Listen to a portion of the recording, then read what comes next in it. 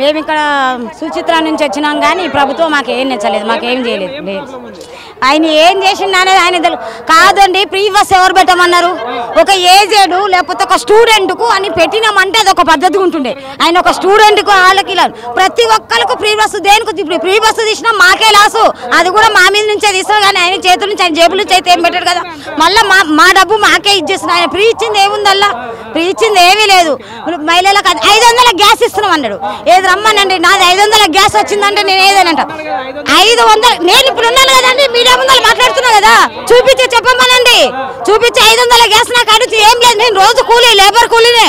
నేను లేబర్ పని చేస్తా, ఇన్నెలు పని చేస్తా, లేబర్ కూలీ. ఏది మరి నాకు 500 గ్యాస్ రాలేదు? సన్న బియ్యం అన్నారు, ఊరోళ్ళకి అందరు ఇచ్చారు. సిటీలో ఉన్న మనుషులు కారా? ఏది ఇవ్వలేదు కదా, ఇవ్వలేదు కదా.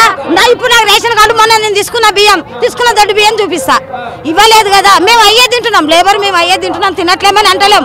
కానీ అయ్యి ఇస్తామని ఇయ్యలేదు. ఇప్పుడు మంచినీళ్ళు ఇంత ముందు మాకు ఏ బాధ లేకుండా తాగడానికి, ఇప్పుడు నెల రోజులు 2 నెలల నుంచి మాకు వాటర్ వస్తలేవు. ఇన్ని రోజులు లేని ప్రాబ్లం ఇప్పుడు ఎందుకు వచ్చింది వాటరు? ఏమైనా ఇన్ని రోజులు వచ్చినాయి కదా. రేవంత్ రెడ్డి గారు ఏమంటున్నారంటే తెలంగాణ రాష్ట్ర ఆడబిడ్డలు అందరూ ఆశీర్వదిస్తే ఇంకో 20 సంవత్సరాలు సీఎం అవుతా అంటున్నారు. మరి మీరు ఆశీర్వదిస్తారా? మేము ఆశీర్వదించాలంటే మాకు ఆయన చెప్పిన అన్ని చెయ్యాలి కదా, ఆడబిడ్డలకు అన్ని చెయ్యాలి కదా. ఆయన చెప్పినప్పుడు మేమేం ఆశీర్వదించాలి?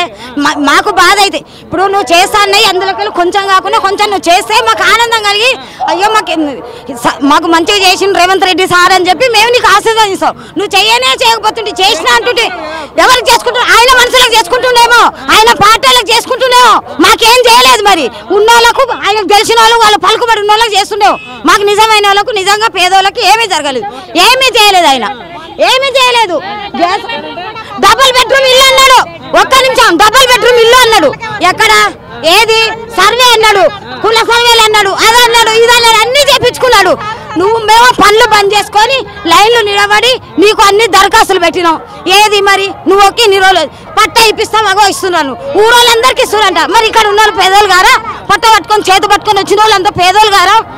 అవునా కదా, పేదోళ్ళమే కదా. నేను దోషించి నువ్వు గెలుస్తావు, నీకు ఓటేసినావు కాబట్టి ఇంతగా ఇది చేస్తున్నావు, అడుగుతున్నావు. మరి ఏది పట్ట భూమి ఇస్తాను? ఏది ఎక్కడ దగ్గర జాగ చూపించినావు? నువ్వు ఎక్కడ డబుల్ బెడ్రూమ్ ఇల్లు, ఇది ఇందిరమ్మ ఇల్లు ఇప్పించినావు చెప్పు నాకు. మరి డబ్బులు లేదు, మరి ఇస్తామని ఎందుకు అంటున్నావు? హామీలు ఎందుకు ఇస్తున్నావు? మహిళలను ఎందుకు పిచ్చోళ్ళని చేస్తున్నావు? మేమే మహారాణులు, మీరే మహాలక్ష్మిలు అంటారు. మరి అట్లా చెప్పి ఎందుకు మోసం చేయడం?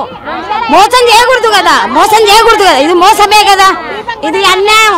ఏదైనా చేస్తే మహిళకు చేస్తామని చెప్పండి, లేకపోతే లేదు. మాకు రాజ్యం ఇయ్యని అవసరం లేదు, మా రాజ్యం చేస్తా అంటుండు.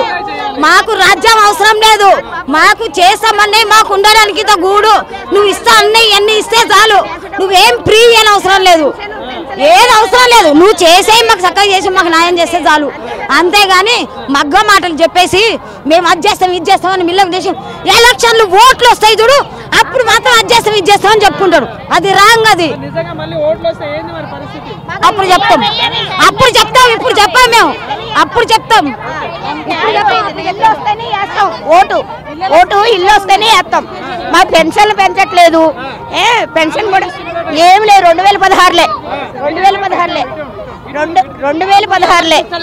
పెన్షన్లు పెంచట్లేదు. 4016 అన్నారు, 2016 ఇస్తున్నారు. 30 ఏళ్ళు బట్టి ఉన్నాం, ఇల్లు లేదు, కిరాయి కట్టుకోలేక చచ్చిపోతున్నాం. ఒకళ్ళున్న వాళ్ళు ఎలా బతుకుతారు బాబు చెప్పండి? సర్వేలు చేశారు, వీడియో తీశారు, ఫోటోలు తీశారు, అంతే. లేకపోతే వాళ్ళు ఎక్కడో పోయారు, అంతే.